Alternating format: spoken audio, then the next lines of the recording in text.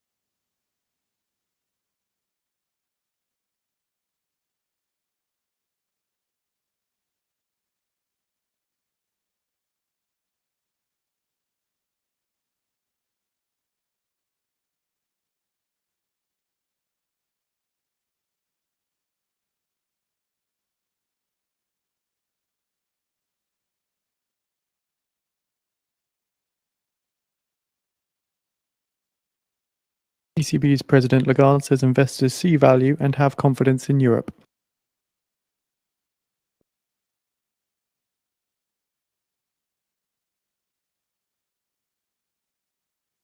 And ECB's Lagarde adds that investment flows into Europe in recent times mean that investors have confidence in the bloc.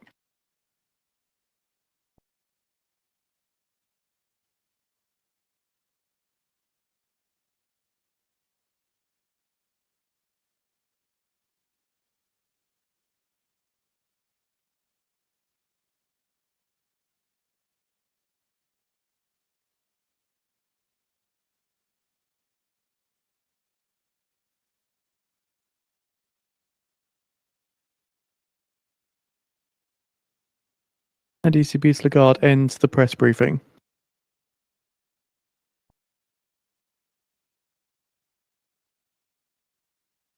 So further confirmation now from CNN as Trump held a phone call with China's President Xi.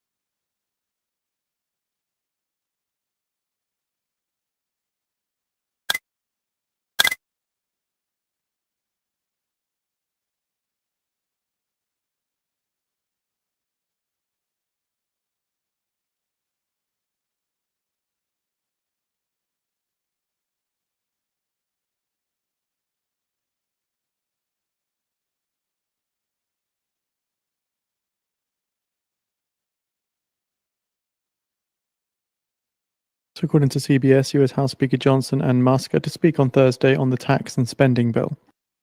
Also, now looking at ECB forecast, assuming 2025 oil price of $66.70 a barrel.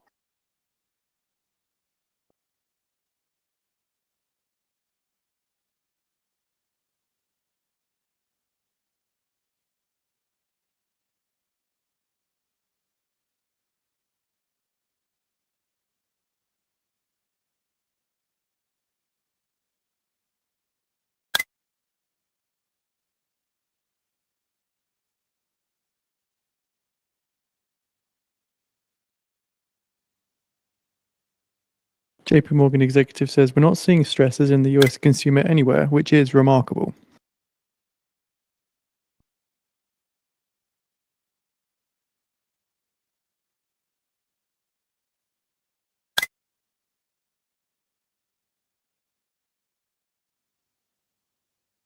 ECB projections say a mild scenario sees inflation at 1.7% next year. The severe scenario sees it at 1.5%.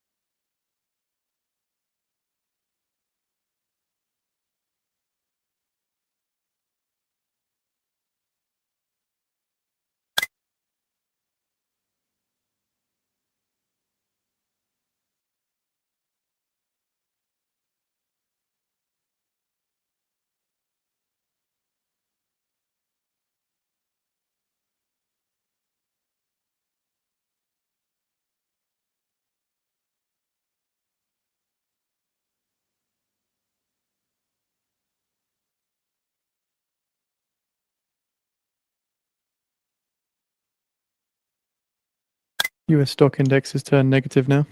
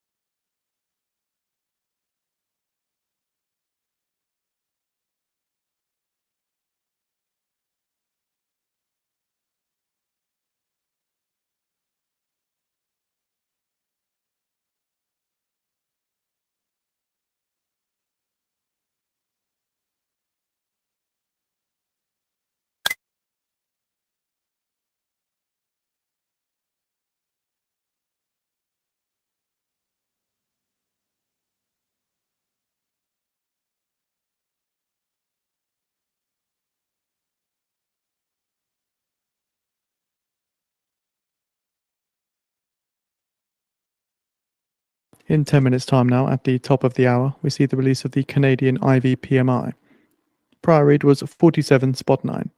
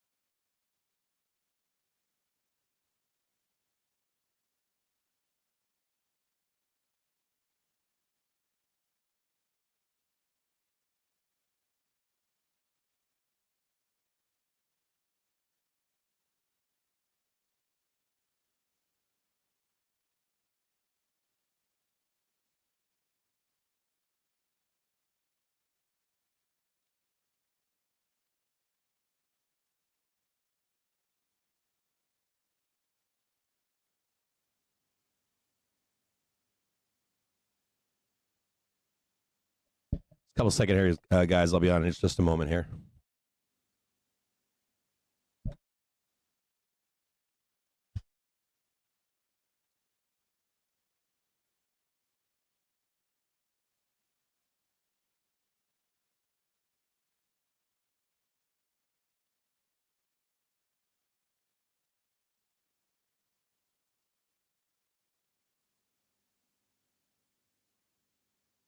So out the gate here, we're just seeing the S&P 500 down 0.3%, the Nasdaq down 0.2%, and the Dow down 0.3% as well. Of course it's fucking down. Not letting us pass 600. And they're gonna hedge, so we gotta wait till the fucking hedging closes. Oh shit, fucking financial juice. Check 1, 2.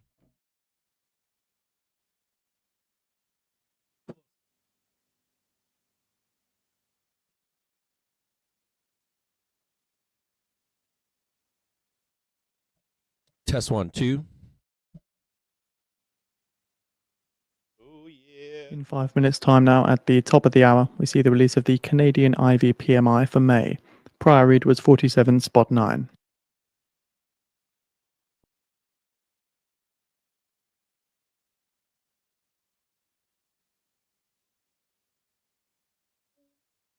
We can go deeper, by the way.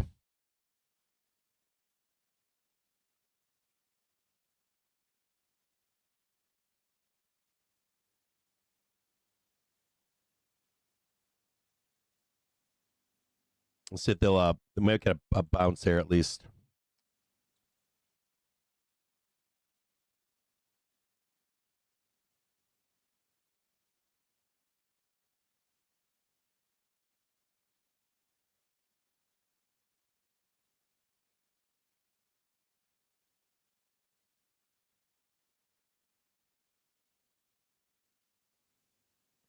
God, I was listening to this. I was listening to this song in the shower. By the way, I'm late because I had to take a goddamn shower. I forgot to take a shower this morning. I was so excited about being up in the pre-market. I'm like, woo! I was listening to this song called this. I don't know what the song is called, but it's like a teenage boy and he's singing a song that's like, bad things. All they want is bad things for me. And I'm like, no, they don't. They want you to go to school and get a job. That's what they want you to do.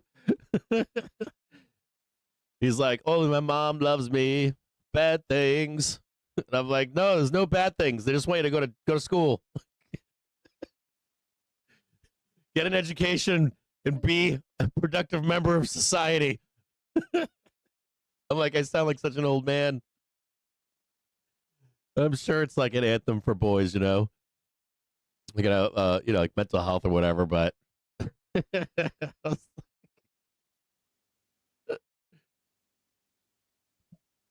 that's some shit my dad would say to me.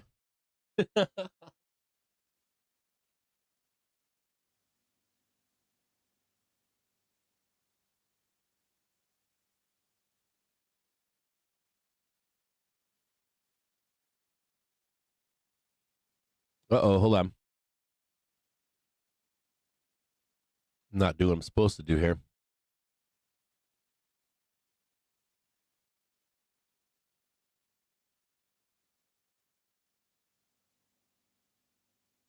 No, trend is not lost. What's happening here is that so this is all just mechanics. I'll explain this to you guys in just a minute here. Hold on.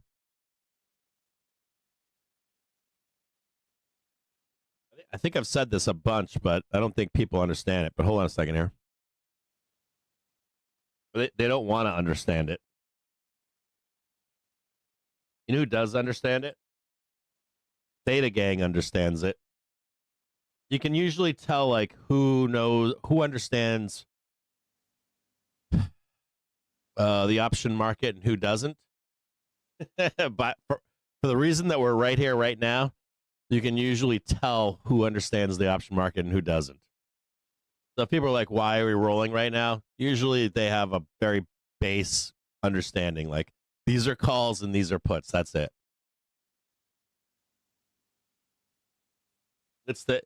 Hold on a second here.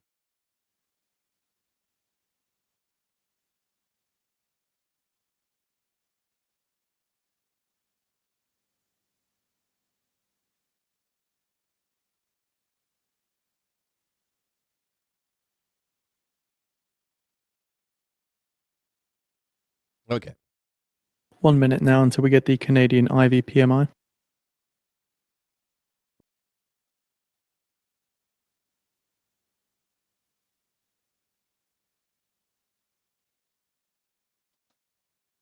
Now, that's not to say we could not go up.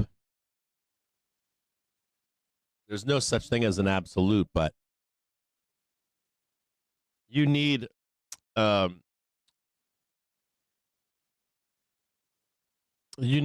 call, or you need a reason to buy calls off of the bell. But so we're up here, you can see we rejected. You see this rejection up here? Let me 10 seconds. hold on a second here.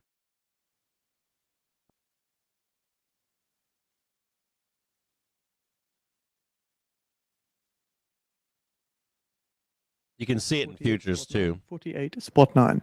People are rolling futures higher too right now, which is not good. Well, it is and it isn't, but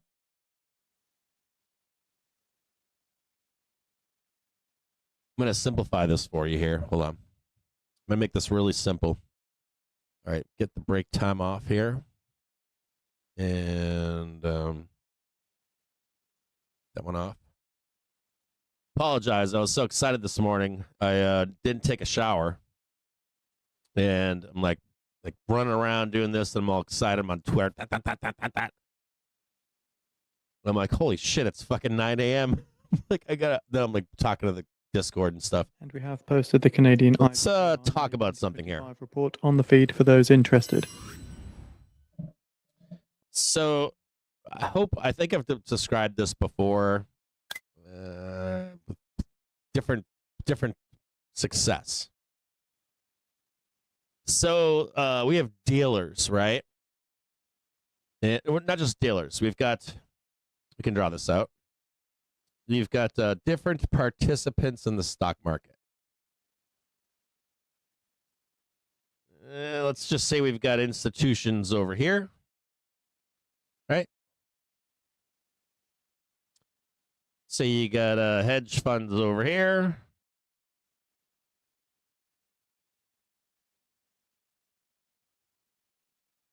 You got retail over here. And then you got dealers. Now, there's other groups in here. You know, there's other family offices and blah, blah, blah, blah, blah, blah, whatever.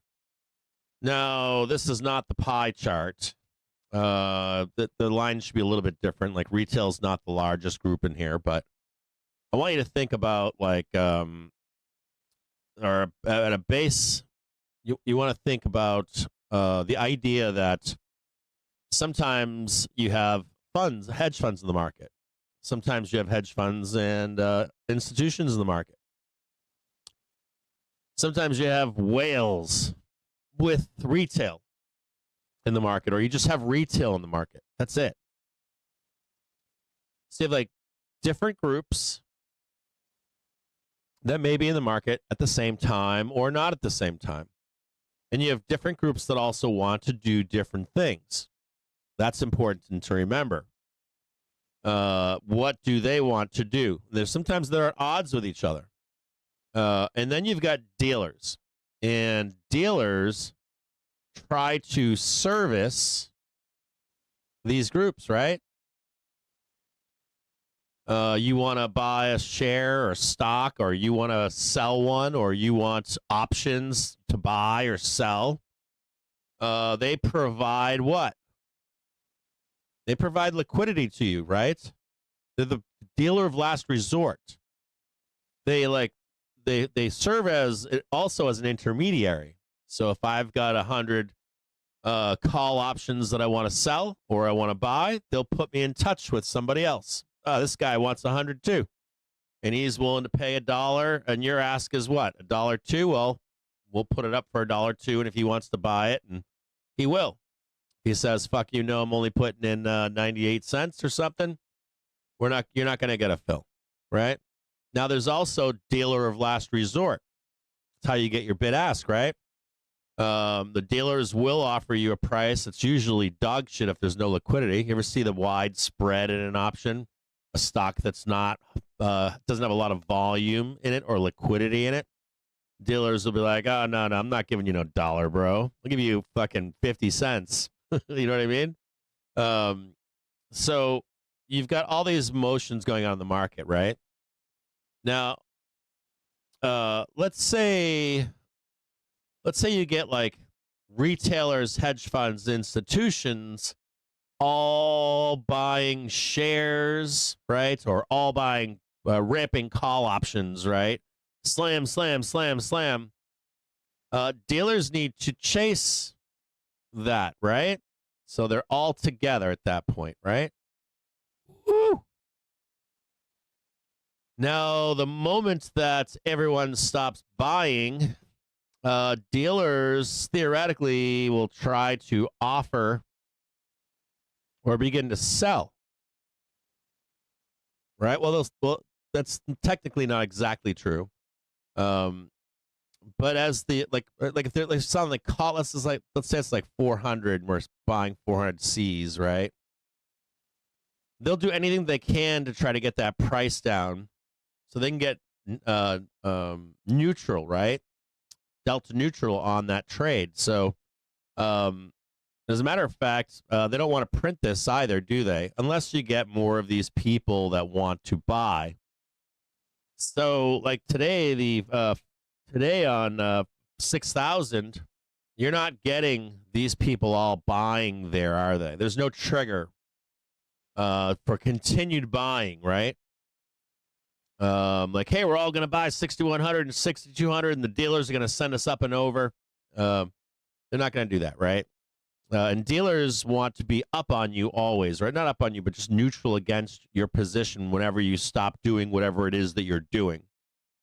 So, you know, like we're like up here. Let's say it's like five. We'll just use this as 600, right? It's like you're buying, or you get up here and then you trigger call buying above here. And then they follow for a little bit. And then once that's done, what happens? Price starts to fade again, right? Now, and let's say you're buying 6,100 and you've got a bunch of 60 or 610 calls. Dealers will print those, but they don't want to print them. And if they're gonna print them, they need more participants to print them. They need like a second round of bag holders. This is where we get bag holders from. But if they're gonna print them, they want them to be worthless once they print them. They want them to expire at zero, right? Ultimately, they want all options to expire worthless. That's going neutral, right? I provide liquidity for you and this guy and that guy, taking bets against or for or whatever, and you've got buyers and sellers. And then you've got other participants that don't ever want to see this, right? The guy who actually created options under his underlying position, he'll even dump shares if he has to against you too. There are like other forces in the market against you to not print these options until they're basically worthless or near worthless, or even after they're dead. Especially if we know that like participants are sentiment is bullish or bearish or whatever, then they might not ever print them if sentiment turns the other way and the market starts to do like what, instead of real money buying, real money selling, right?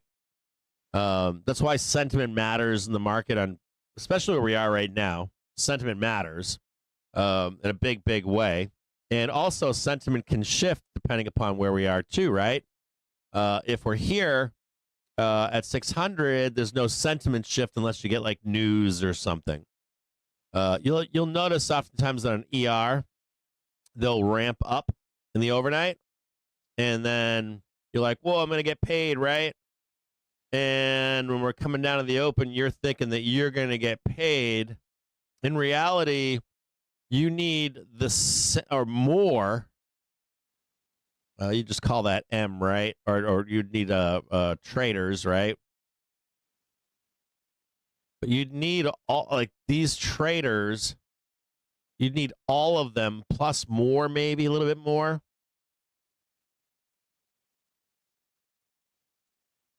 To step in. I don't know if it's all of them, but you need a lot of them to step in and demand those options at the same time, even on the open after an ER. As a matter of fact, for a brief moment, if you've ever been in this situation, oftentimes let's say you've got a position that's worth $1 over here. You bought it for 10 cents. Oftentimes you'll see like your options maybe on the bell for a quick second. Even if we're going higher, you'll see like maybe they're only up $1.20 or 30, $1.50 maybe. You actually see the price like quickly come down and then it jumps back up again. That's that horse trading moment, right? That's where arbitrage happens. Oftentimes you can actually get in oftentimes the first like 5 minutes trying to get an option that was actually not up even with this move. You didn't even have to be in here for the risk. You could actually have just jumped on it the opening day the next day. So my point here is that, I think I said a few things wrong here too, but my point, you get the gist, right? That you need, there's a few things here.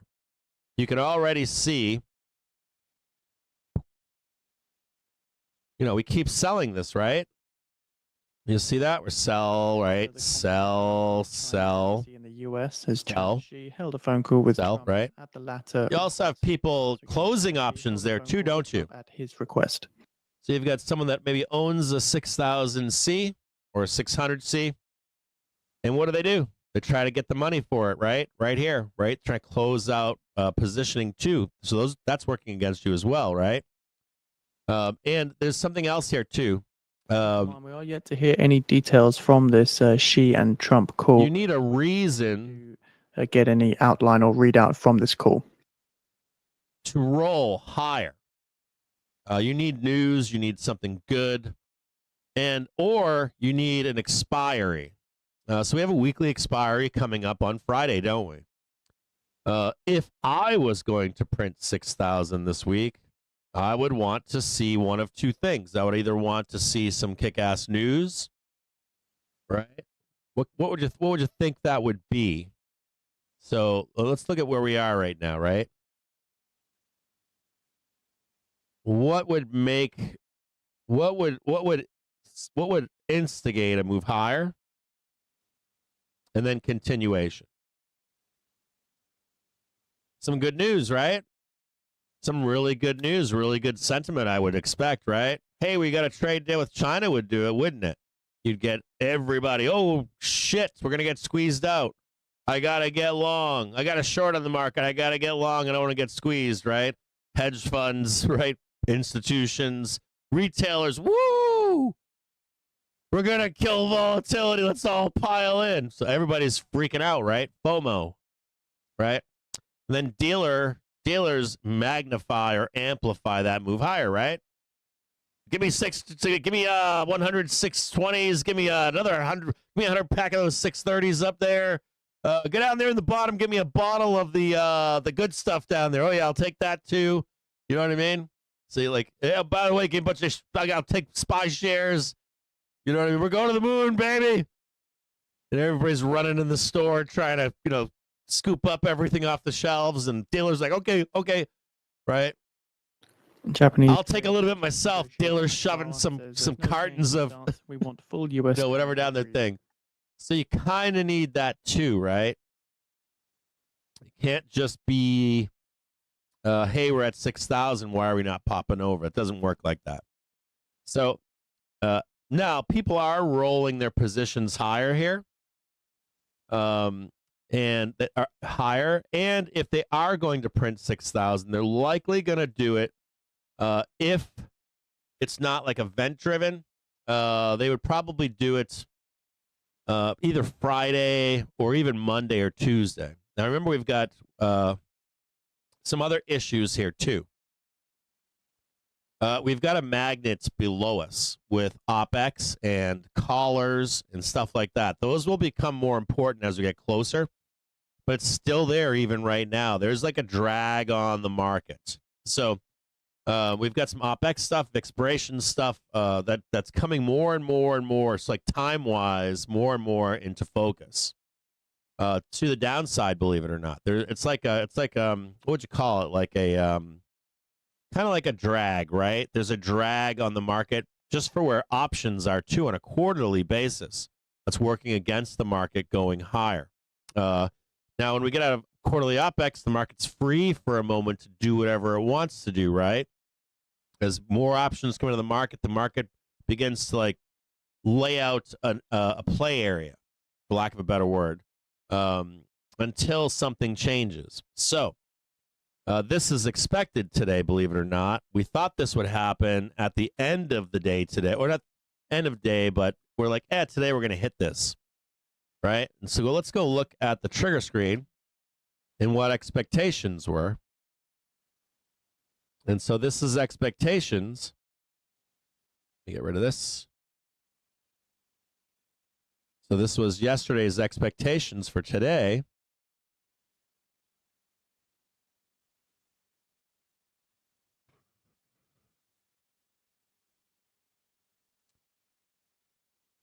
And these are expectations right here.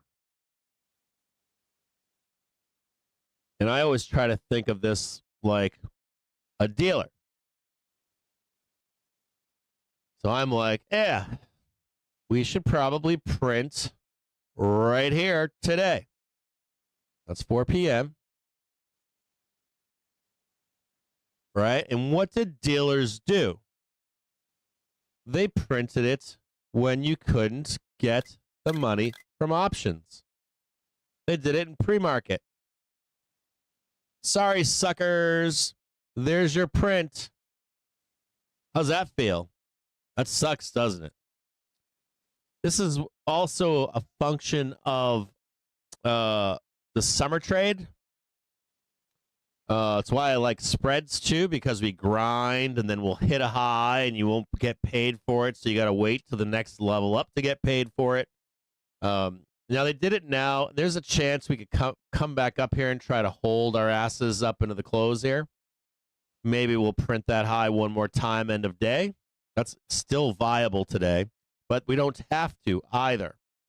And I'm thinking, hey, let's print this, right? End of day when these options are worthless again. Murder them all day long. Maybe run it back up. And then you've also got another thing in here where you've got people that are trying to hedge this NFP. That's not MP, but NFP. And this is a perfect time to do it, right? Where this is 9:30 right here. 9:30. So if you were going to hedge NFP, if you own underlying SPY or an underlying position anywhere else, pretty good price, right? That was 597.95. Pretty nice place to print, right? The other thing too is we didn't print the high yesterday on SPY, so we got it here on SPY this morning. That's good to see. So if you're like hedging doom on Friday, unrealized volatility, I would have been slamming. If I owned SPY on this bell, I would have been slamming the 5 cent or 1 cent puts personally for Friday. Something really cheap, but I don't own SPY right now, so I did not do that this morning. But it's a reasonable place to do it, right? If you're over here and you're hedging from here, not bad, right? And because you're getting those hedging flows, you're getting an early gift, aren't you?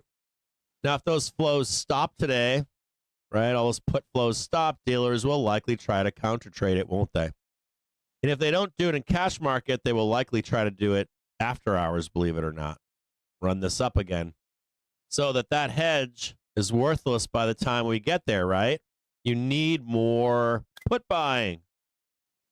You need realized volatility, right?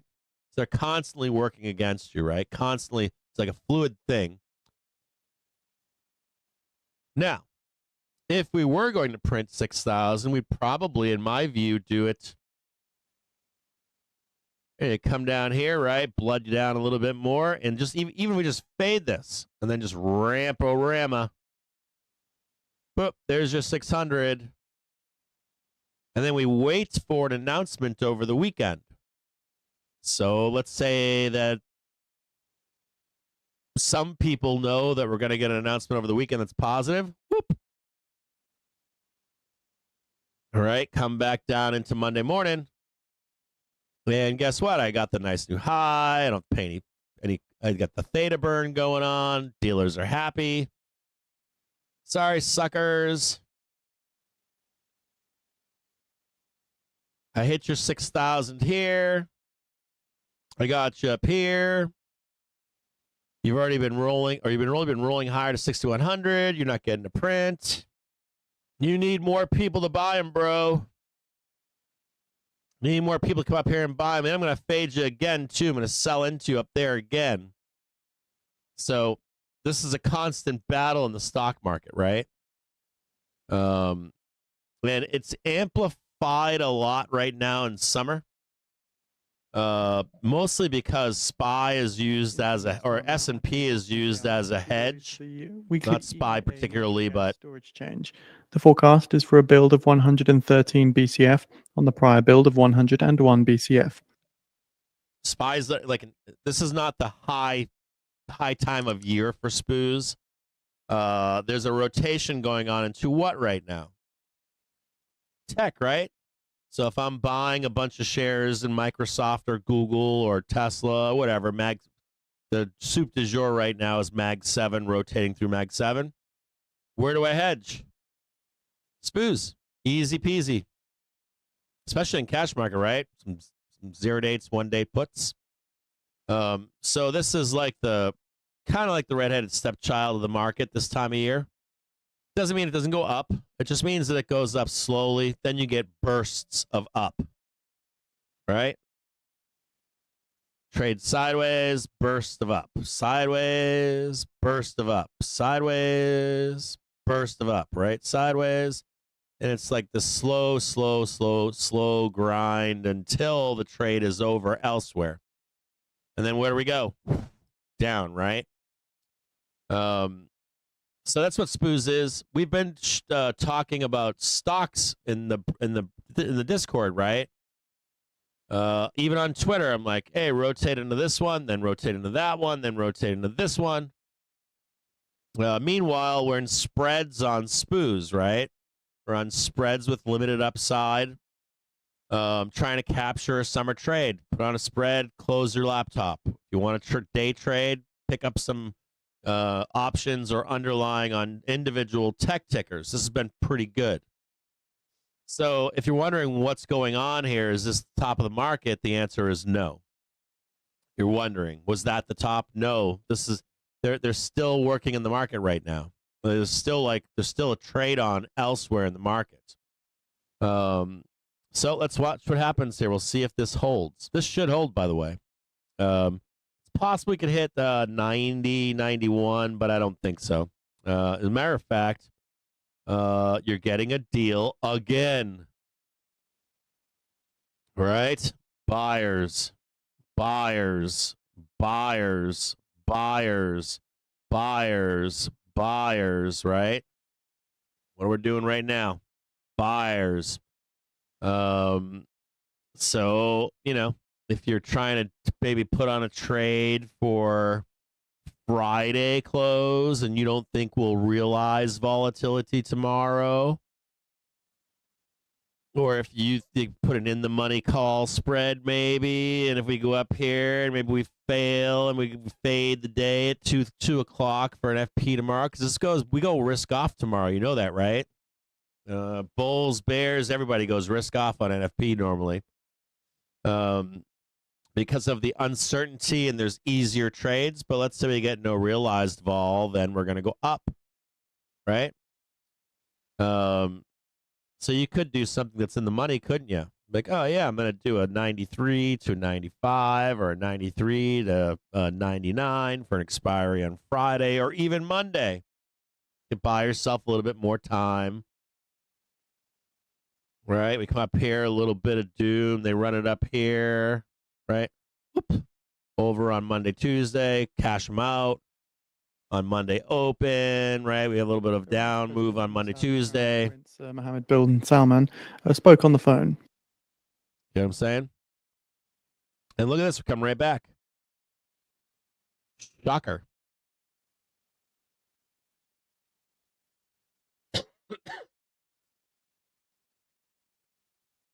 All of a sudden, we're coming right back.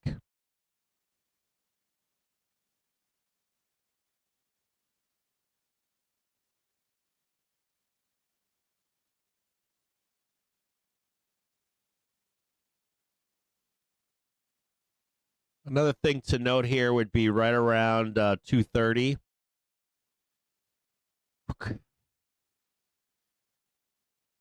Matter of fact, should we do this together? Do you want to look at some of this? Here, let me just check something really quick. Just let me check.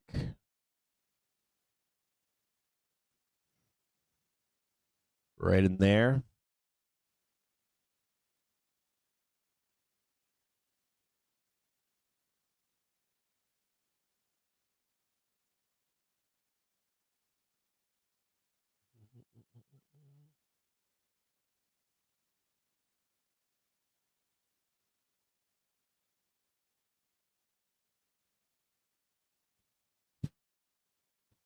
Whoa. So this 4-hour right here is important. So we could even, we almost went down there already. Yeah, we almost hit that one. 593, that's good. We're likely not going any deeper. Likely. We may not go anywhere, though. In 5 minutes' time now, at the bottom of the hour, we see the release of the EIA natural gas change for the week. The forecast is a build of 113 BCF on the prior build of 101 BCF. Could just park this right in here all day long. Could have just parking this right here. Just wham, wham, wham, wham, wham, wham, wham, grind up, and then down at like 2:30 in the afternoon. We've got this prior high right here.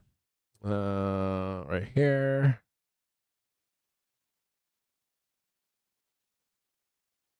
We got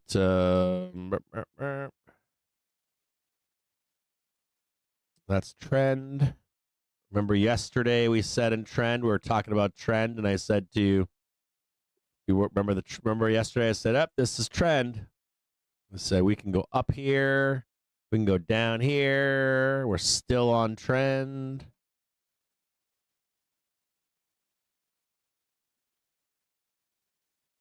Right?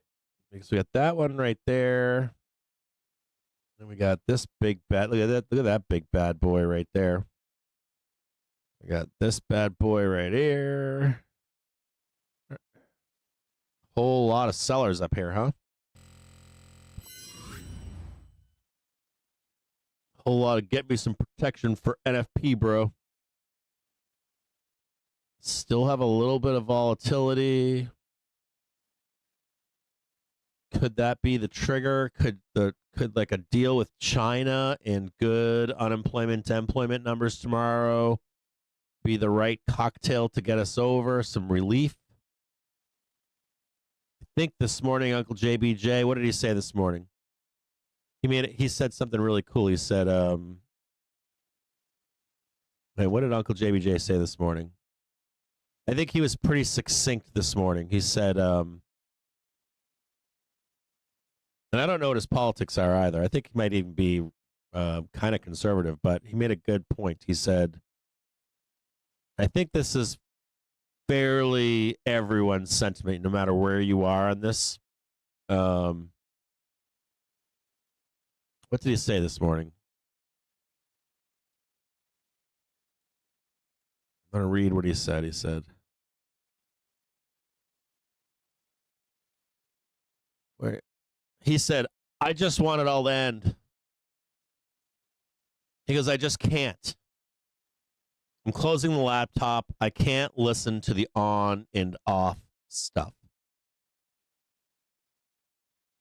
And I would believe that even no matter what you want or don't want, that like as a market participant, it's a little overdone, isn't it? Like some of you like it. Some of you are like, I love the on off because market moves, right? But a lot of sentiment out there from retailers, not real traders, but just the retail sentiment is I've had enough, right? I don't want headline risk anymore. I don't want on and off trade. Some people like that trade, right? They call it the taco trade. If you don't know what the taco trade is, these guys just wait for bad news. The moment you get a bad headline, like, I don't know, we're going to do 400% tariffs on China, market dives down to the bottom, they buy that. They run it right back up again, and they get out. And then they wait for more bad news. That's the taco trade. Generally, basically, that's the taco trade. Matter of fact, they do it on the opposite side, too. So if you get some, like, good Trump news and market rips to new highs, they will sell that high, too, right? So that works in both ways. That was common in COVID, too. During COVID, we called it the Gyna trade. Some of you remember this, some of you don't. It was Gyna trade deal on again, Gyna trade deal off again. If any of you were participants pre-COVID, you know what this trade is. BCF. Seeing some weakness in natural gas there after the larger than expected storage build. Some of you might not remember that trade because you weren't in the market then, but some of you do. So that's the taco trade 2.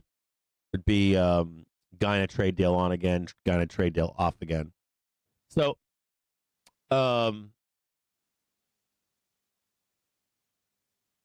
my point here is that we need something, right, for the market to go higher, and the market's waiting for it, isn't it?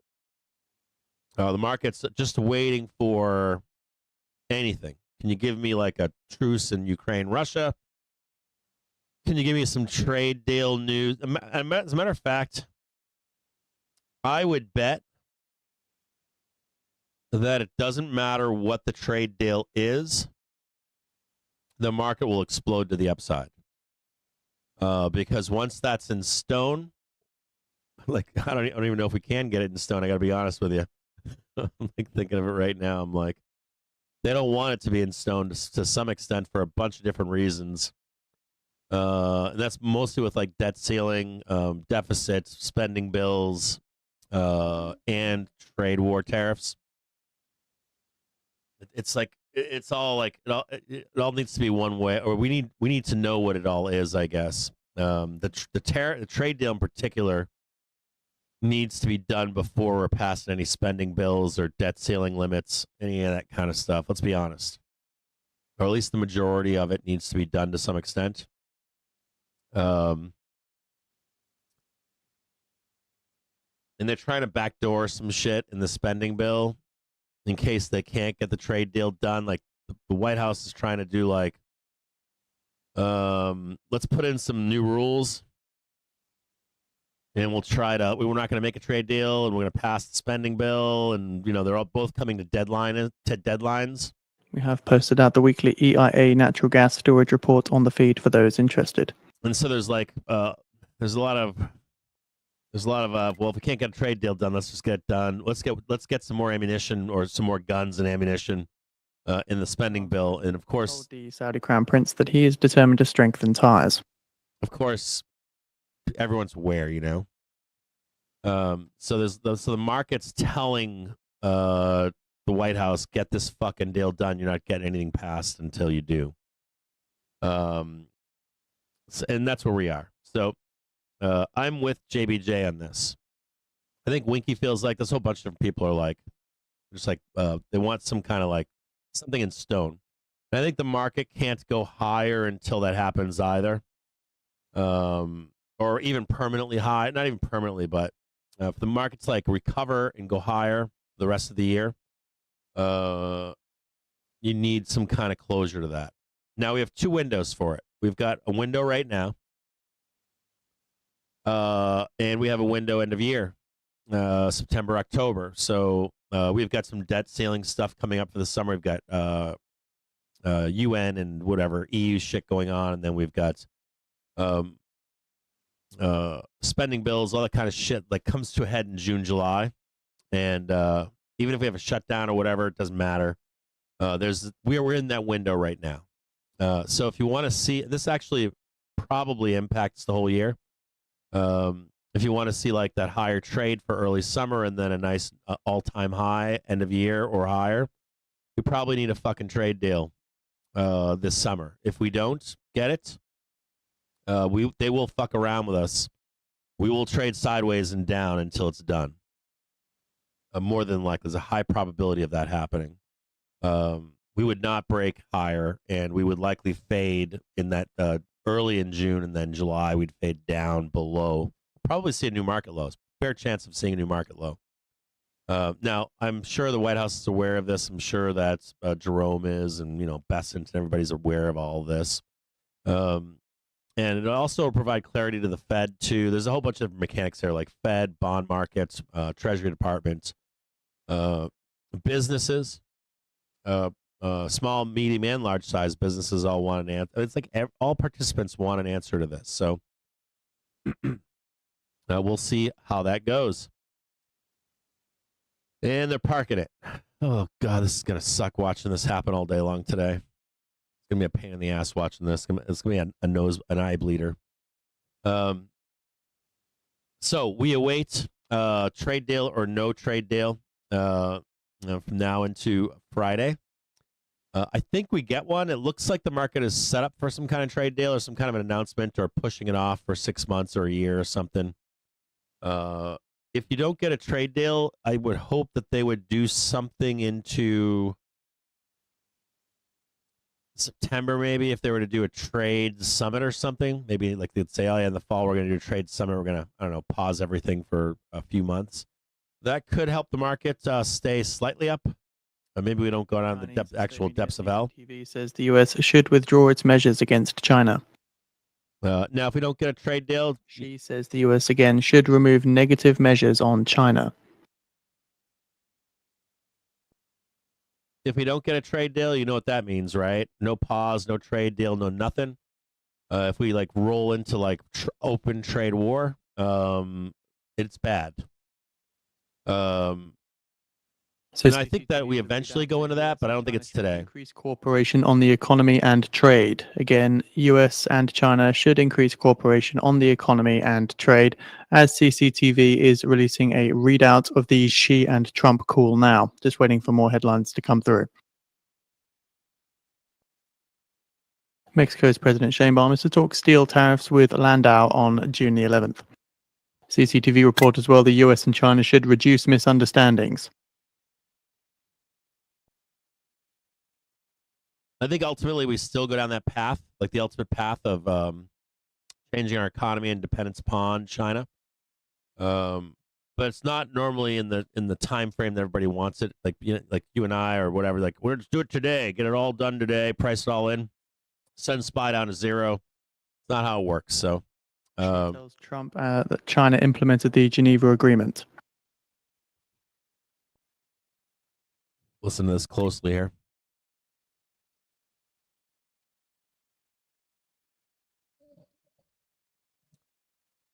So Z saying the U.S. should remove negative measures on China. Those are fighting words.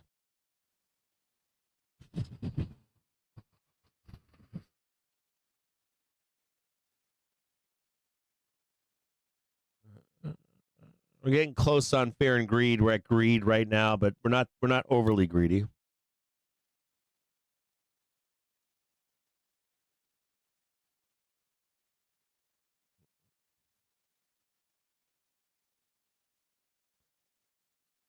China also saying the U.S. and China should increase cooperation on economy. Also, CCTV saying U.S. and China should reduce misunderstandings.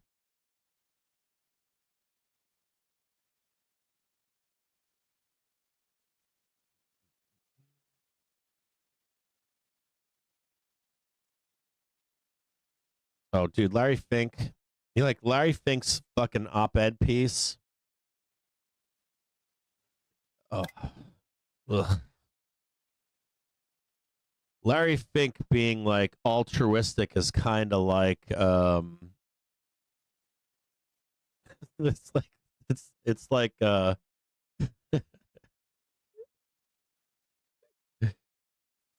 it's like asking Elon Musk about family values. It's like talking to the devil.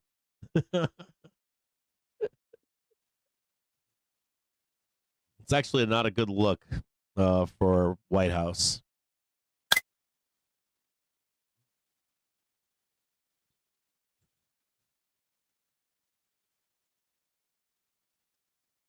Still a little talk about. Says China's Xi said that Trump is welcome to visit China again. That's positive.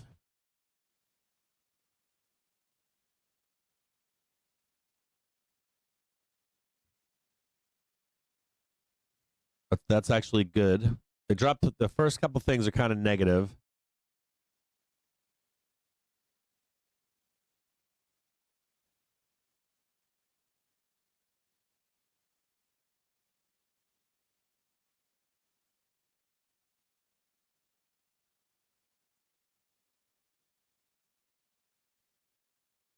China's President Xi says both sides should enhance exchanges.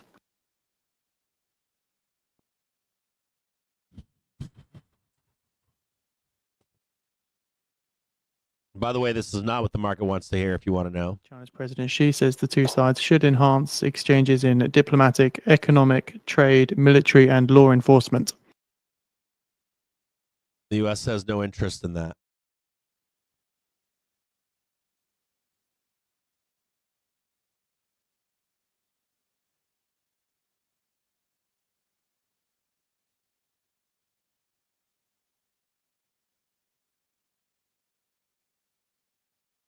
Market parked right now. We're waiting more news.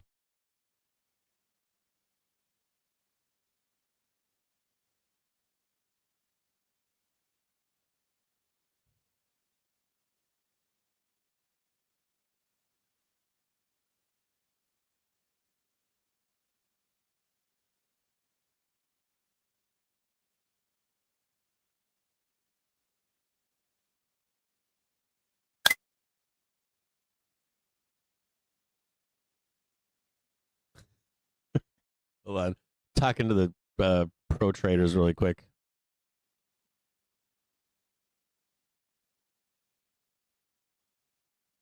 Let's see this really quick. Let's check the chain here. Chain is really light too, kind of light. Xi says it is important to dispel disruptions to the China-US relationship, and says that Xi and Trump agree to start a new round of talks ASAP. Again, China's President Xi and Trump agreed to start a new round of talks ASAP, seeing some strength in the S&P 500 and the dollar here.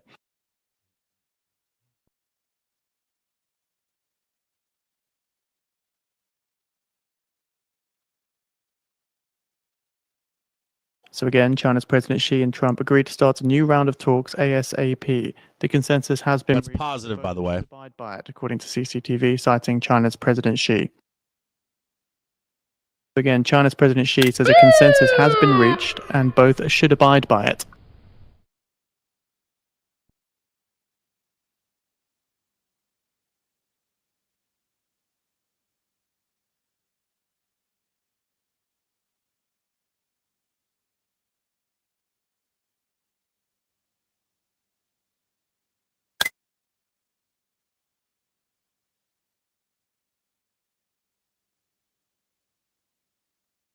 Whoa. Jesus Christ.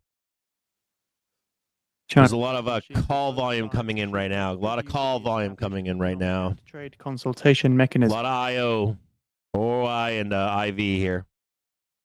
Call volatility here.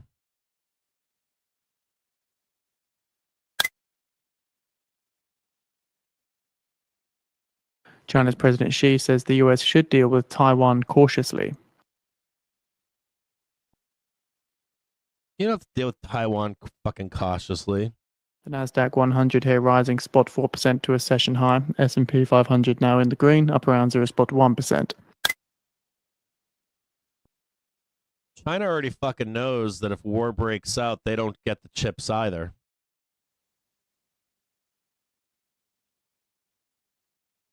They would fucking grind to a halt.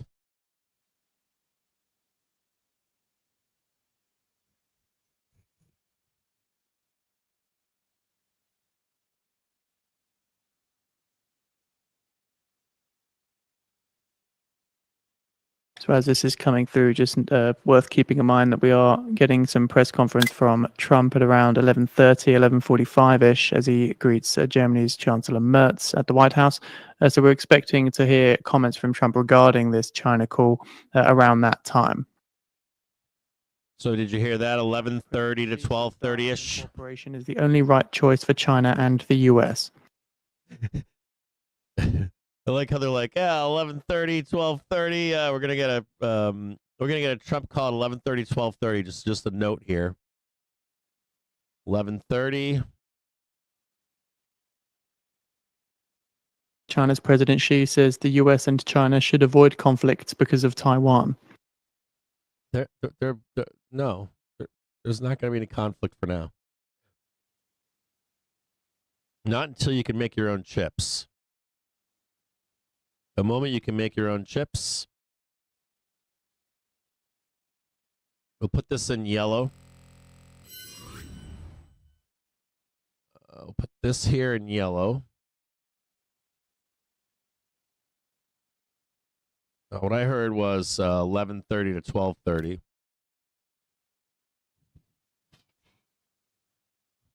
China's President Xi says the US should avoid a very small number of Taiwan independent separatists, dragging China and the US into dangerous situations of conflict and confrontation. Bro. Our respective teams will be meeting shortly at a location to be determined.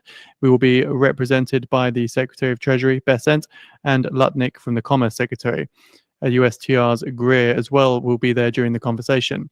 President Xi graciously invited the First Lady and himself to visit China, and I reciprocated. As presidents of two great nations, this is something that we both look forward to doing. The conversation was focused almost entirely on trade. It's going to be hard to get up here, by the way. It's going to be a hard get up there. We'll inform the media as to scheduling and locations as soon as that is arranged.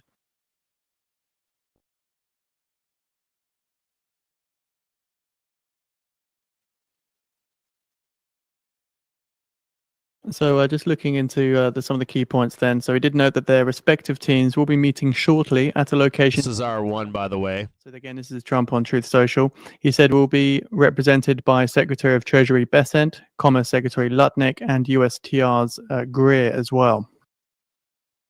Coming into R1.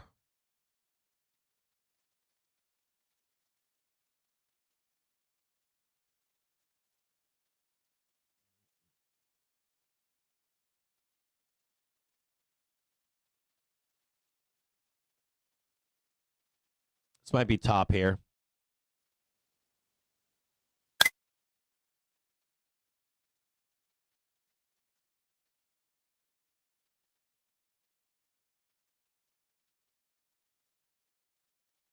So that last part was pretty positive. We have an agreement here. We have the call lasted approximately 1.5 hours and resulted in a very positive conclusion for both countries. There should no longer, this is from Trump, the call lasted approximately 1.5 hours and resulted in a very positive conclusion for both countries.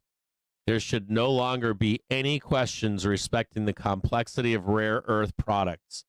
Truth Social. He also went on to say, I spoke with our respective teams will be meeting shortly at a location to be determined. We will be represented by Secretary of Treasury Bessent, Secretary of Commerce Lutnik, and USTR Ambassador Greer. That's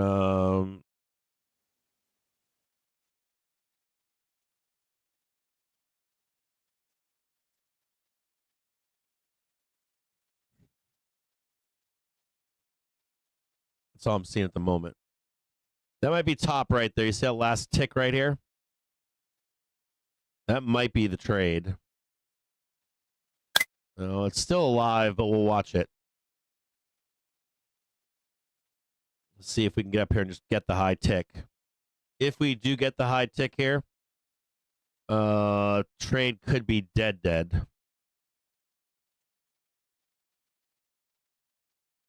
It's been 10 minutes time now. At the top of the hour, U.S. Commerce Secretary Lutnik due to be testifying to the House panel. Lutnik is also testifying. I'll have him on today, too. I'll have him on until Trump starts to speak.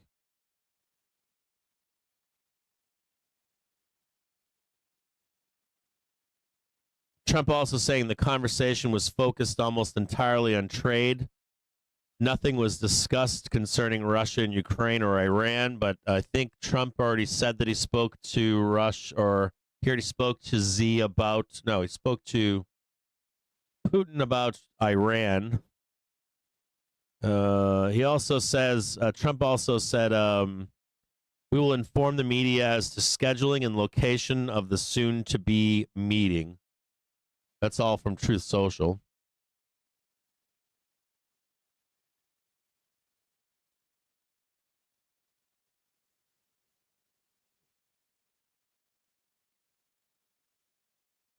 I'd give it a mixed bag. I'd give it, if it was like a 10 was great and a 0 or 1 was bad.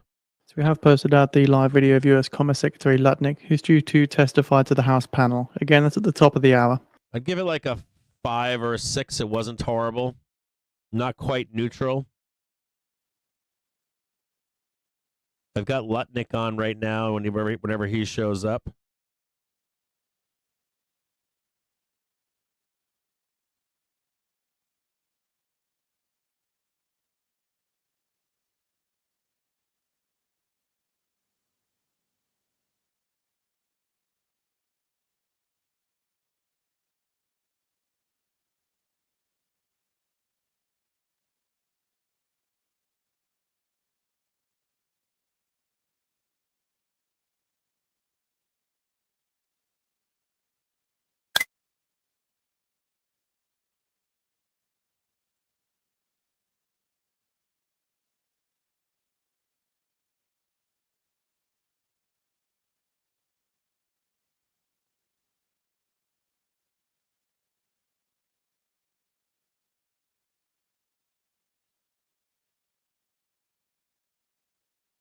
I don't see any other tweets right now. Trump also going on to say call with Z bore positive results for the U.S. and China. So Trump is all over Truth Social right now.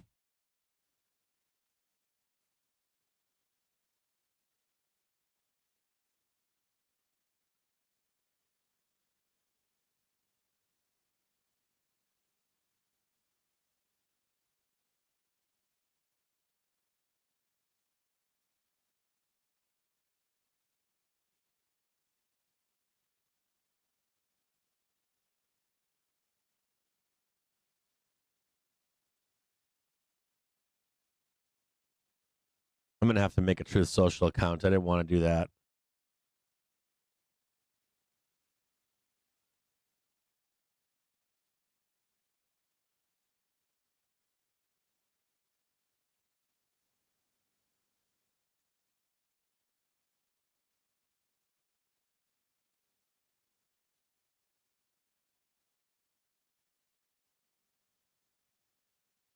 I'm getting alerts on Tem right now.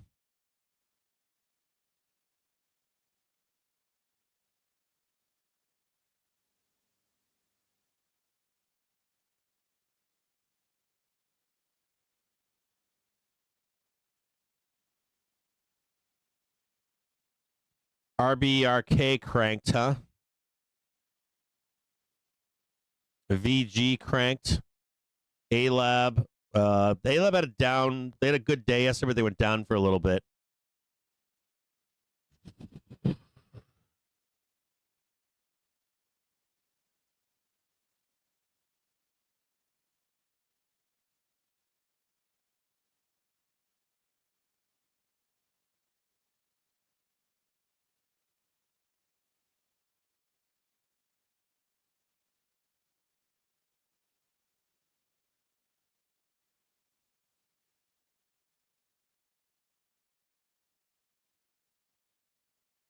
Yeah, ASPI is looking good again. IE is looking good. 5 minutes time now at the top of the hour. US Commerce Secretary Lutnik is due to be testifying to the House panel. We do have the live video on the feed for those interested. SPY creeping higher yet again.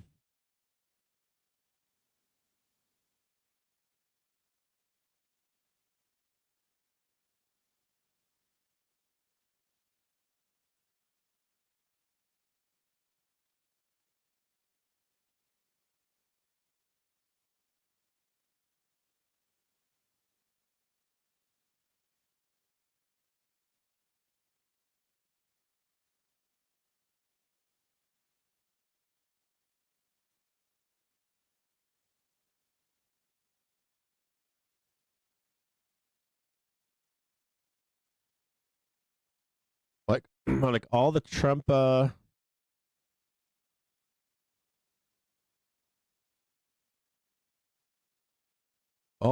reposter handles aren't working, huh?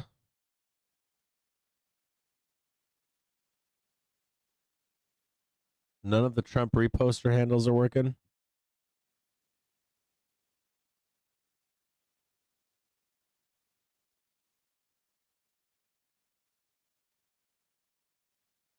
I'm gonna have to get a Truth Social account. I didn't want to get one because they wanted to identify me, and I'm like, no. Or I think they wanted me to upload a license. I was like, I'm not doing that for you. I wouldn't do that for any. Well, I had to do it for Twitter. Yeah, Trump is supposed to get Lutnik. So see this yellow right here? So this yellow is Trump speaking. They gave him a window, like an hour window. So we're going to have Lutnik on here in just a minute.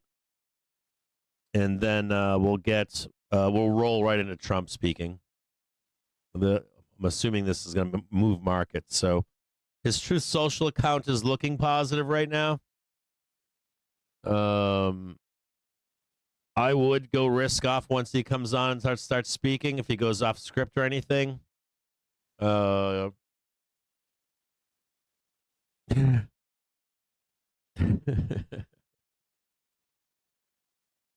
It seems positive as Truth Social account, but it could be like an operative that's tweeting for him right now.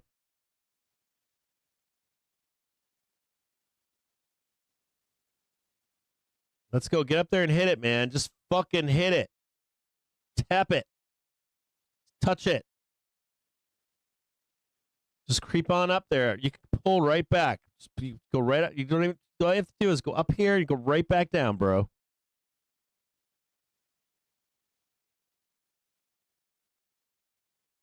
Just touch it. A little bit more. Little tiny bit more.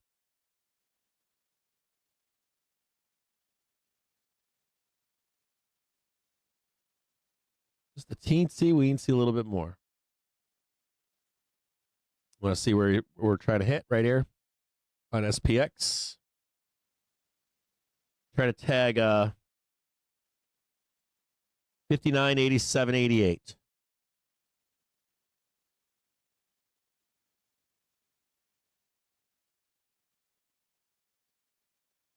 A minute.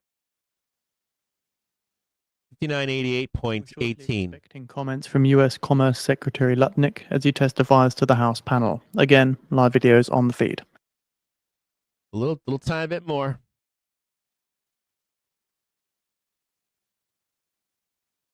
Yeah, agree. It's like Super Gal. Like, hold on a second. I got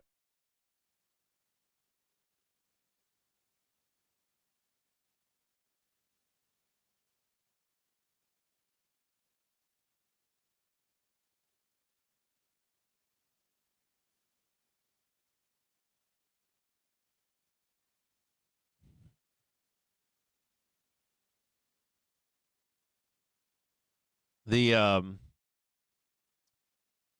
like the problem with Taiwan right now. The major problem is that China's like catching up with chip production, but they're not quite there. Whenever they get there, I'm assuming war will begin. So the US had to sell $22 billion in reopened 30-year bonds on June 12th, settling on June 16th. But for right now, at this moment, in 3-year notes on June 10th, settling on June 16th. 52-week bills, they're selling $48 billion on June 10th, settling on June 12th. And as for 6-month bills, just hit it. $58 billion, June 9th, settling June 12th. And 3-month bills selling $76 billion, June 9th, again settling on June 12th as well.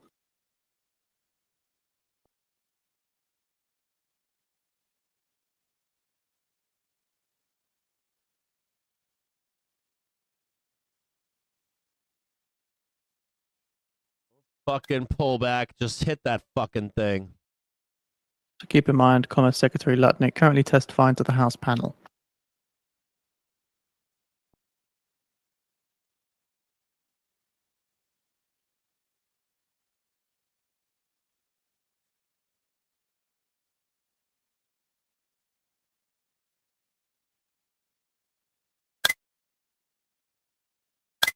The US is also to sell $39 billion in a reopened 10-year note sale June 11th. Thank you to our subcommittee members and to Secretary Lutnik for being with us today for a good while.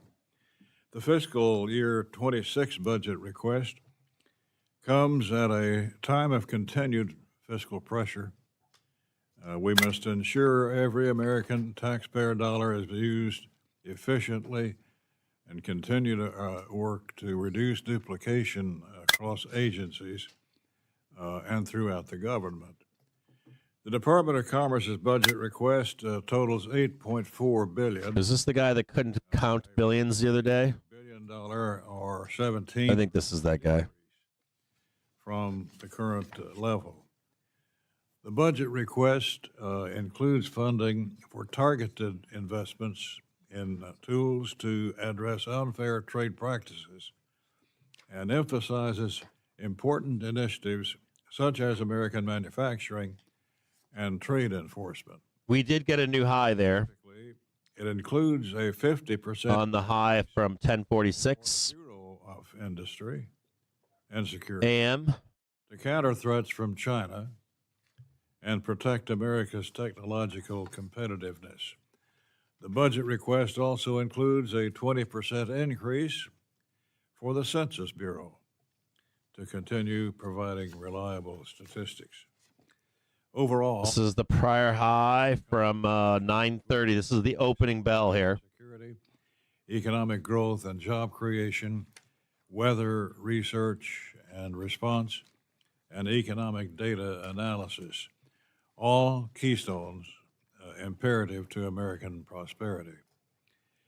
On the international front, the department plays an important role in protecting our industries from one-sided trade practices and strengthens supply chains that are key to ensuring our economic security and global leadership.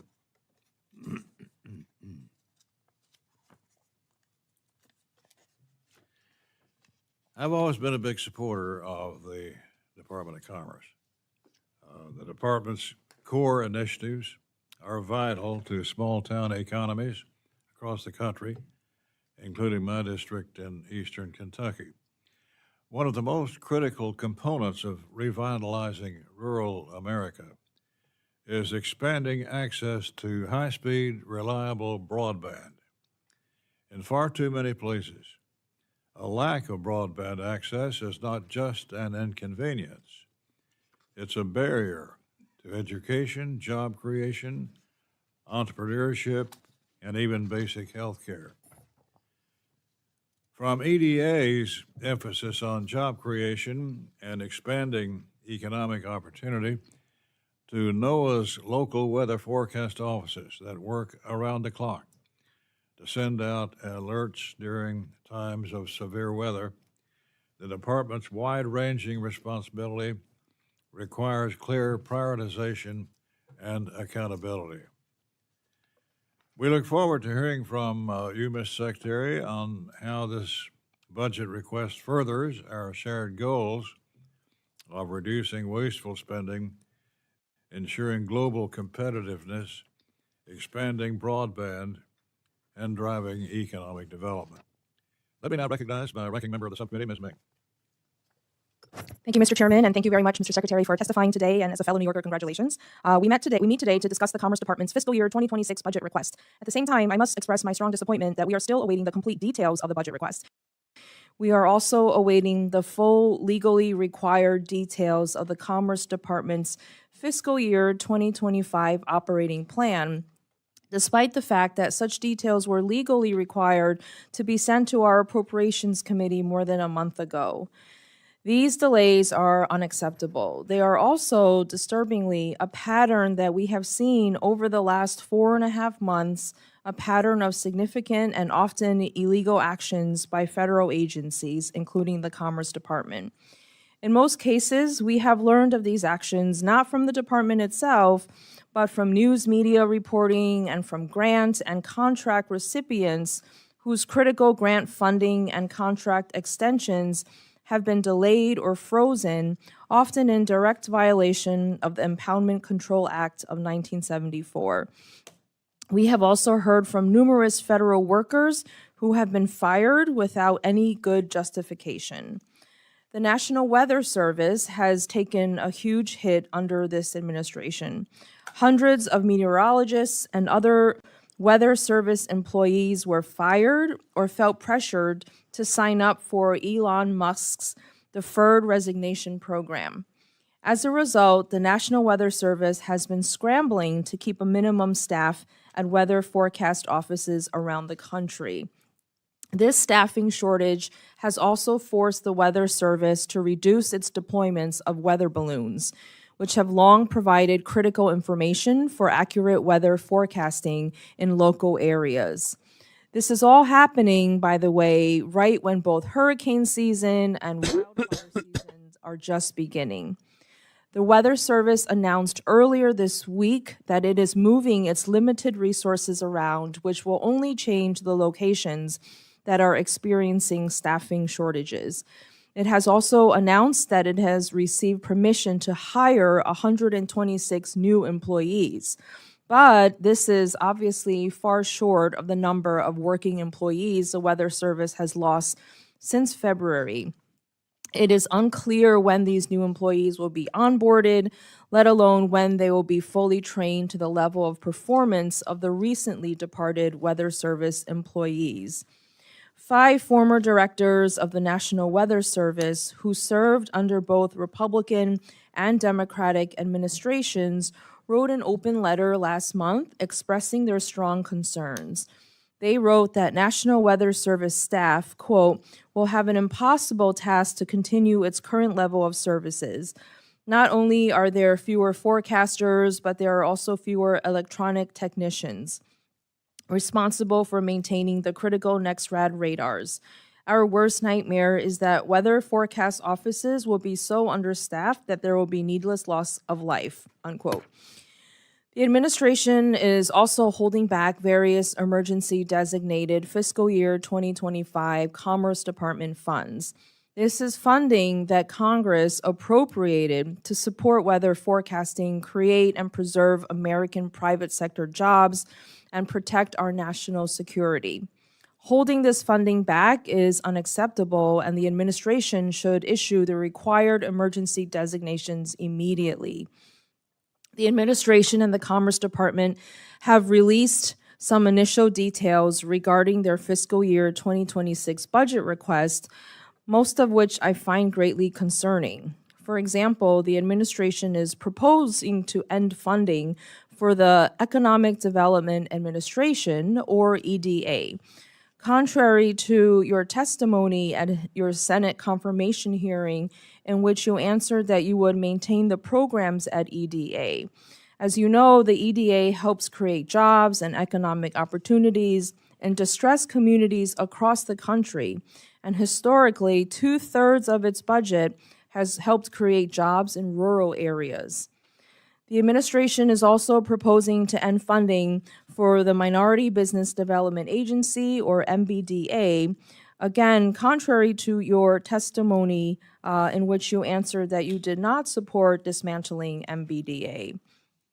In addition, contrary to the Trump administration's stated goal of bringing manufacturing jobs back to America, the Trump administration is proposing to eliminate funding for the Manufacturing Extension Partnership Program, a successful bipartisan program that helps small and medium-sized U.S. manufacturers in every state grow and improve their operations and create jobs.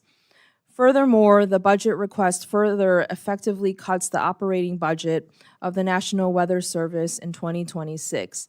It creates a real risk of a future gap in critical weather satellite data. This needlessly risks lives, property, and public infrastructure across the country.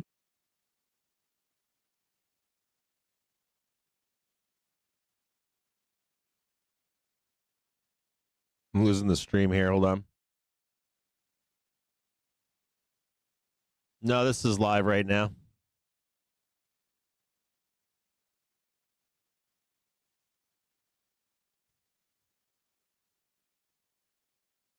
Hang tighter, I'm losing the stream.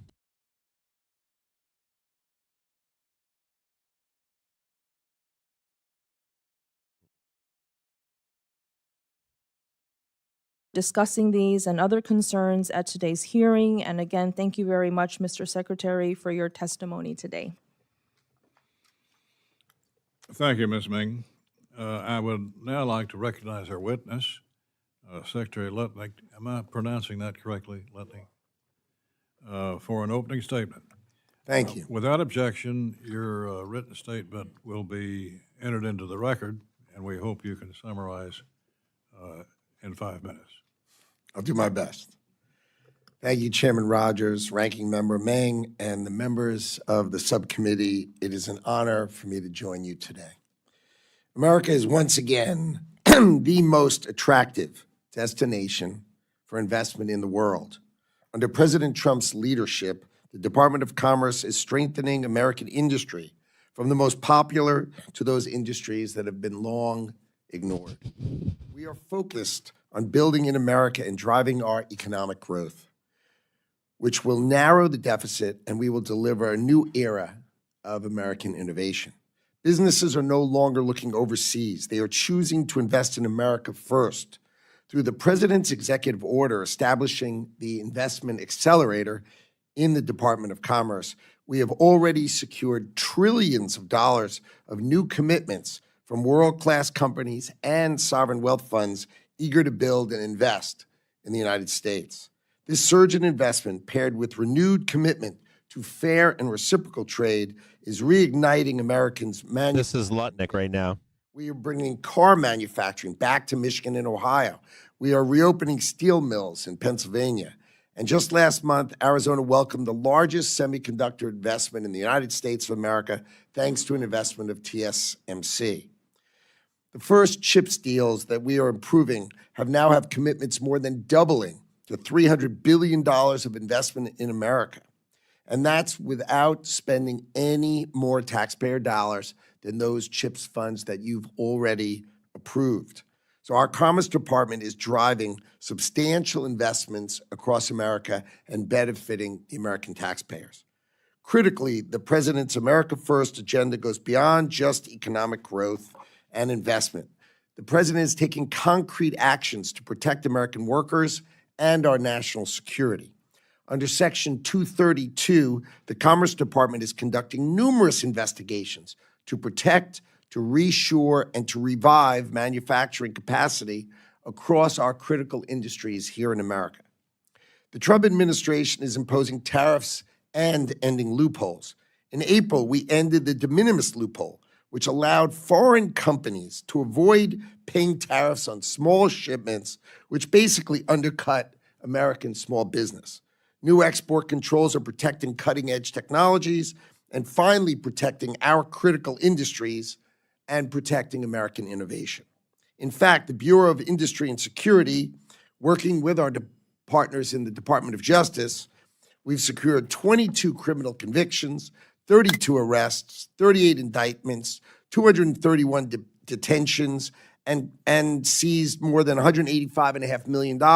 And then we did other types of seizures for another $40 million.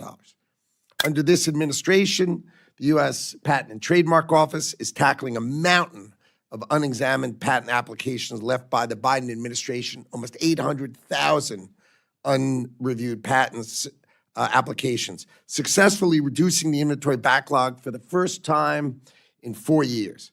In the past 4 months alone, we have removed 50,000 fraudulent goods and services from the trademark register that block the use of legitimate products by American businesses. Many of these purported trademarks came from what they call specimen farms, that are fake websites displaying products that don't really exist. At NOAA, we are transforming how we track storms and forecast weather with cutting-edge technology. To improve the understanding and prediction of how hurricanes intensify, this season NOAA's research centers will deploy new small aircraft drone systems and additional underwater gliders.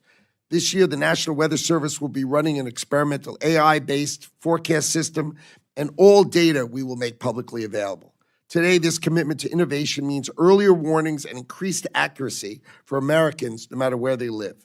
For far too long, Americans have been unfairly treated by foreign nations because we allowed them to take advantage of our markets to the detriment of our own industry and Americans. Thanks to President Trump and this administration's efforts, we are reversing this trend by reshoring critical manufacturing, eliminating unfair trade barriers and practices, and investing in our American workforce. With your help, we will deliver growth and prosperity across our great nation. I deeply appreciate you inviting me here today, and I look forward to answering your questions and talking together. Thanks, Secretary, for those words. We have a full complement of members of the subcommittee with us this morning. There's a little bar higher up here. We'll do our questioning under the 5-minute rule. So, Mr. Secretary, thank you for being here. I yield myself 5 minutes. Watch out for a squeeze. You touched Nope, there it goes. somewhat already, but I wanted to ask you about the Chinese Communist Party and their effect in this country and our bipartisan concern. From economic warfare to technological threats, China is seeking to obtain advantage of our nation, our people, and our companies at all possible opportunities. Again, summarize what we're doing to strengthen our ability to counter China's unfair trade practices, protect America, Target is 598.64. and secure critical supply chains and emerging technologies.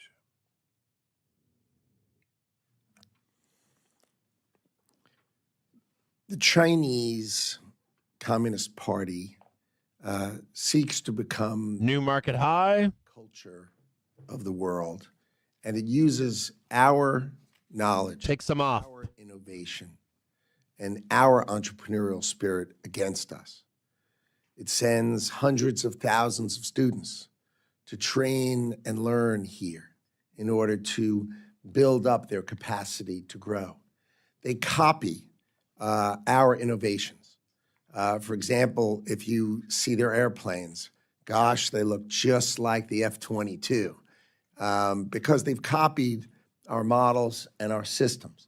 They are trying to copy our technology, and in the race for AI supremacy, they are behind us, but they are working with the central government out to get us, right? To beat us so that they will have intellectual superiority over us. There is an AI race, and BIS, our bureau, is at the heart of protecting America, and that's why we've sought an increase in the budget, even though we're decreasing our overall budget. We need to arm the Bureau of Industry and Security to protect us and to help us keep key industries away from the Chinese so that they can't just copy us all the time.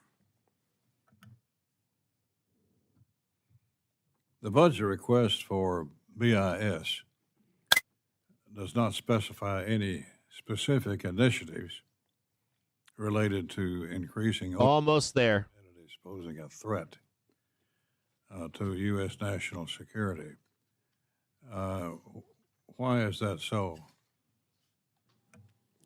I'd be happy to detail it either here or in writing, but the idea is to add enforcement agents, agents who carry weapons, agents who go and examine warehouses, examine those people who are exporting, examine the imports, find the particular items, and make sure we have export controls are rigorously enforced. So that is the specific use of the funds, is more people to protect and defend our export controls. The policies the government make need to be rigorously enforced, and we're trying to increase the enforcement capacity because we just don't have enough enforcement agents to do a great job. Coming into R2. Let me 598.93. ask you about the National Weather Service. Kentucky has been the target of floods and hurricane, tornadoes, and This everything. guy's quiet as fuck. In fact, we lost 20 people 2 weeks ago in my hometown and adjoining area. I'm concerned about the implications of local weather forecast offices operating at reduced staffing levels. Take, for example, the Jackson, Kentucky office, which is currently operating with multiple vacancies and no permanent meteorologist. No word from Trump yet. What can we do about that ECB officials expect rate cuts to be paused at the July meeting. to ensure NOAA's local weather forecast offices That is positive for the U.S. technology and staffing to issue timely, accurate warning? If they're going to stop, if they're going to pause rates, that implies the U.S. may be cutting. Well, that's how it'll be taken. Collection technology is in full force and effect. Our satellites, our balloons, all sources are in full force and effect. The National Weather Service employs 2,100 meteorologists. Less than 130 took early retirement. It is fake news and inappropriate to suggest a single meteorologist or hydrologist was fired. That is preposterous and silly. Less than 5% chose to retire, and we, using these responsible Commerce Department, sought and were granted the ability to hire those people the same number. So we will have no reduction in force. Our National Hurricane Center has full staff. And I want you to understand just the last portion, what you said.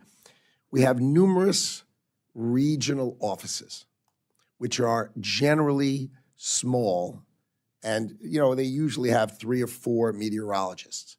And these exist because the data is locally hardwired into old computers with hard drives and green screens. If I showed it to you, you would be embarrassed.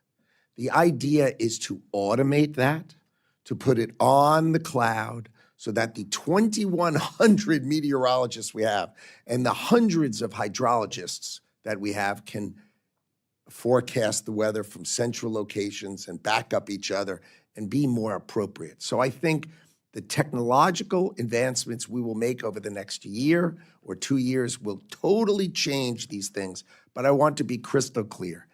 Every single person, the National Weather Service, we are at full staff. We have full capacity, and we will have the best forecasting capacity that we possibly can to protect Americans, and I will not sleep if that were not true. That is required of you, of me, and of America, that we deliver that for American people, and I promise you, we are. Ms. Bing? Thank you, Mr. Chair. I'm glad to hear the status update of the regional local weather offices.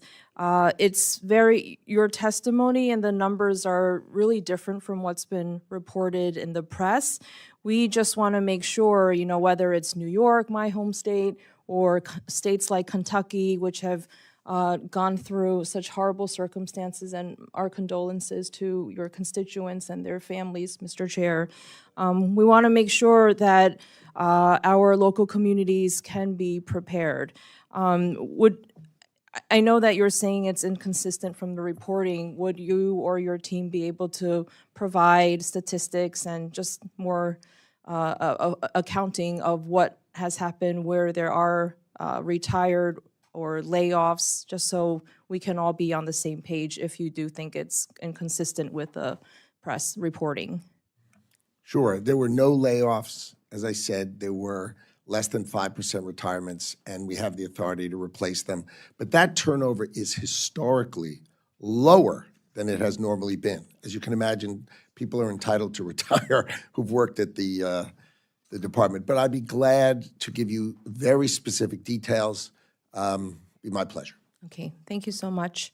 I wanted to switch gears and ask about the Census Bureau. In April, NPR reported that the hiring freeze and recent Census Bureau staff departures, including those of 5 division or office chiefs, are raising concerns about whether the Census Bureau can continue producing reliable statistics for this country. Acting Director Ron Jarman also recently noted that the Bureau lost more than Just a note here that Trump is anticipated to come into or to have a presser in the next accessing census hour-ish. of America. He's not normally on time, so they gave him 11:30 to 12:30.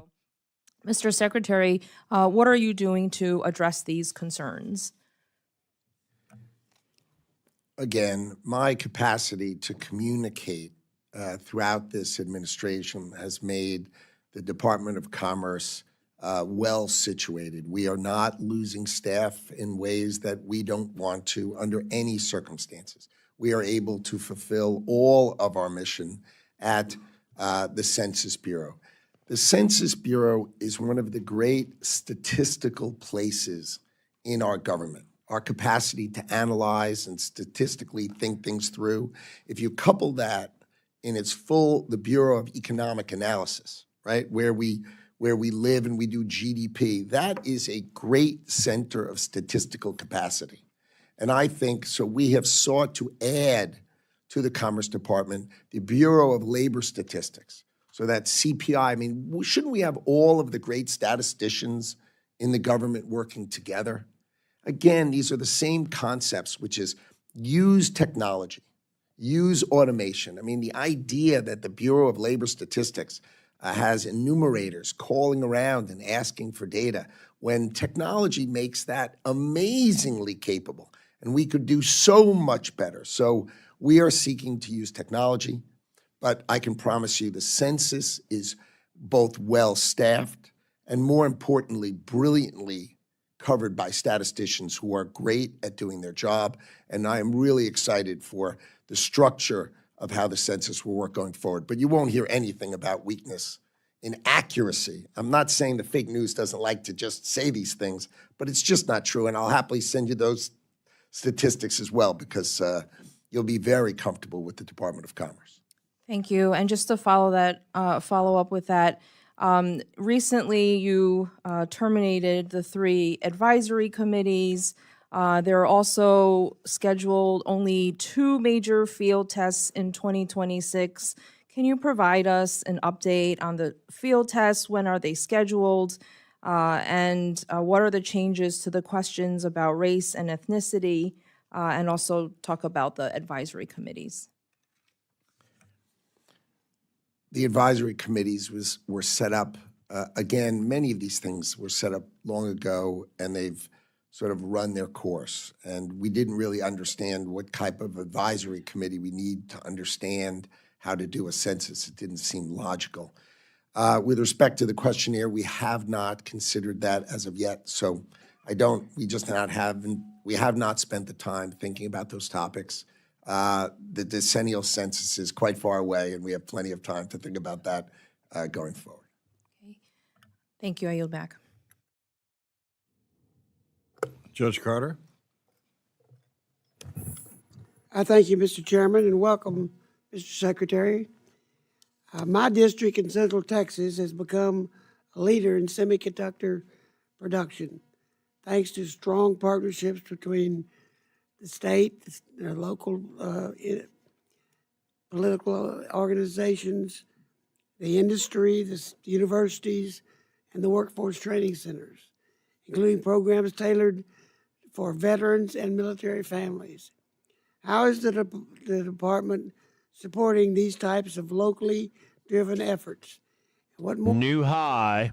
to accelerate the pipeline of skilled American workers entering the semiconductor industry?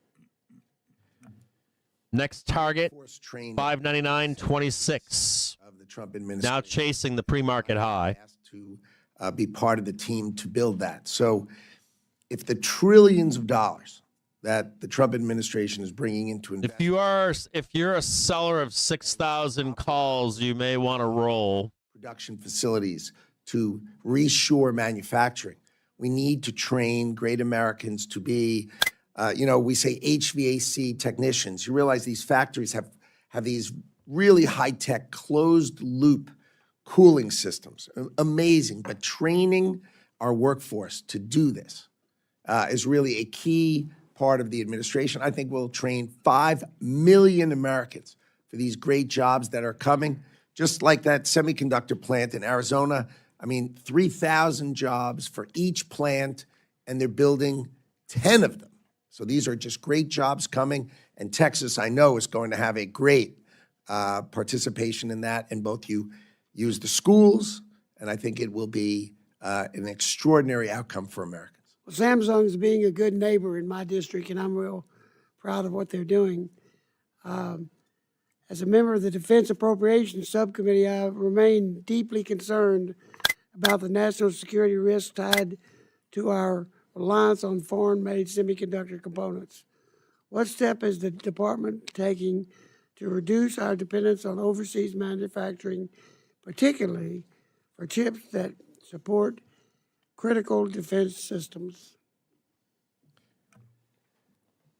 Taiwan produces 90% of the world's wafers, which The world's chips. So That's for everybody, including China. as demand for 10 million sort of high-end wafers, and we, with the increase of $100 billion investment that the Trump administration was able to bring in from TSMC, we will get to about 12% production. Woefully inefficient.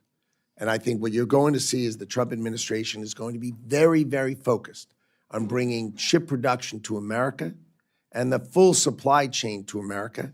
That's going to bring in probably between $500 billion and $1 trillion investment. And you're going to see that across the United States of America. And the Trump administration is very, very focused on trying to get up to 5 million wafers during this administration, which will be a record-breaking speed. But I think it's very important for exactly the topic you raised. Well, that's fantastic. I'm encouraged. We are encouraged by the launch of the United States Investment Accelerator, and appreciate your continued focus on revitalizing American manufacturing.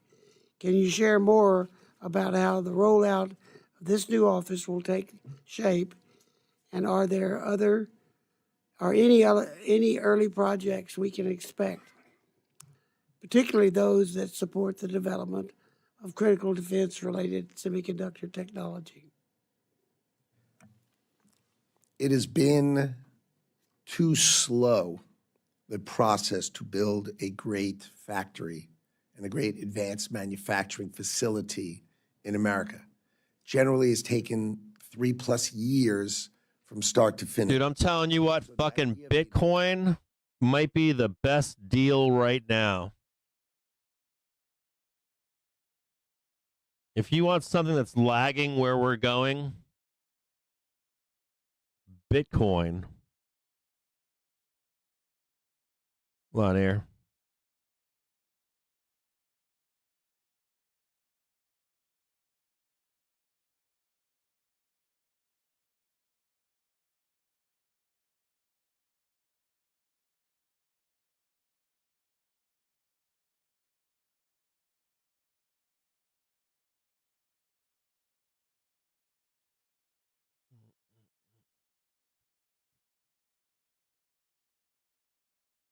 Looks like this is over. Thank you, Mr. Chairman. Good morning, Mr. Secretary. No, it's back on.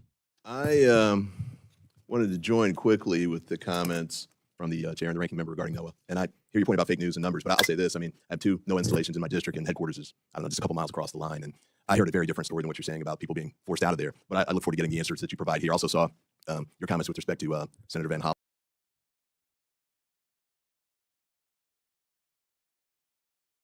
Yesterday. I look forward to seeing your responses to his questions too. Wanted to ask you about MBDA, which the ranking member raised as well. During your confirmation hearing on January 29th before the Senate Commerce Committee, Senator Blunt Rochester asked, yes or no, do you support dismantling the MBDA? And you said, I do not. Now, I got the skinny budget numbers here, and it's got EDA and MBDA combined with a cut for $624 million. And in the narrative connected with that, it says that MBDA, the agency, is fully eliminated. So I wanted to ask you what changed and what's the status of MBDA at this point? MBDA is not being fully eliminated. That's inaccurate. We are reducing it to its statutory minimum size, as is appropriate. The problem Well, Bitcoin is so. Before you move on, I've got a brief I'm writing in the background here right now. Let me mute this for a minute. I mean, So I'm writing a brief in the background right now. Last night I made a post. So yesterday after the close, I started doing some research. And I'm like looking at the market yesterday, like last night, early last night, late last night. I actually did a bunch of shit from like, I don't know if it was like, I might have done it from like 4 until 9 p.m. Then I woke back up in the middle of the night and did some more shit. And I made a post on Twitter. And I was like, this fucking market's about to goddamn squeeze, like in a big way. Now this morning, some data started coming out saying confirming the same thing this morning. And so I'm writing a brief right now about this concept that I have. And there's more agreements today with that statement that I made. So like yesterday I couldn't read it, or the early date or the end of the show, I got done with the show and I'm like I can't tell if we're gonna like roll down or squeeze. And so I'm like looking at all these different fucking like this divided by that and this that divided by this, and watching like financials and semis and transpos and advanced decliners, breadth, a bunch of different shit, right? And this doesn't mean we can't pull back. I think I put that in the post too on Twitter. You can go find it. I'll pin it right now. Hold on. I'll pin it so you can see it if you want to read it.